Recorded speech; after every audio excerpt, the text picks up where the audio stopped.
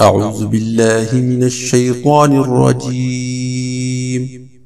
بسم الله الرحمن الرحيم.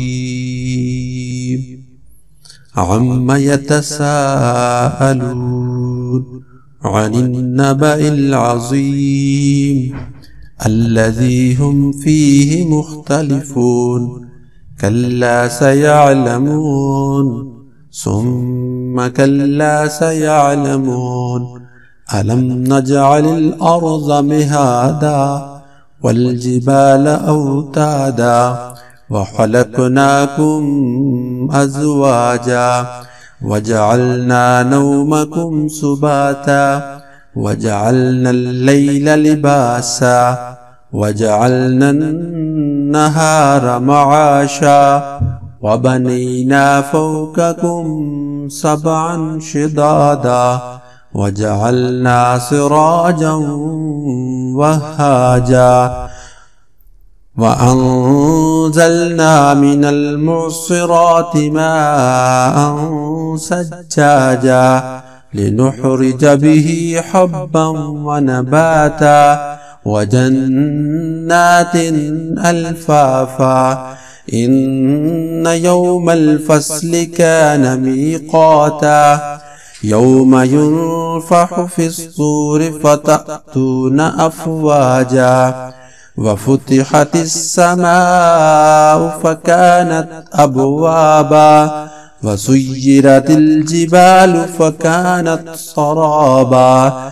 إن جهنم كانت مرصادا للطاغين مآبا لابسين فيها أحقابا لا يذوقون فيها بردا ولا شرابا إلا حميما وغساكا جزاء وفاقا. إنهم كانوا لا يرجون حسابا وكذبوا بآياتنا كذابا وكل شيء أحصيناه كتابا فذوقوا فلن نزيدكم إلا عذابا. إن للمتقين مفازا حدائق وأعنابا وكواعب أترابا وكأسا دهاقا لا يسمعون فيها لغوا ولا كذابا جزاء من ربك عطاء حسابا.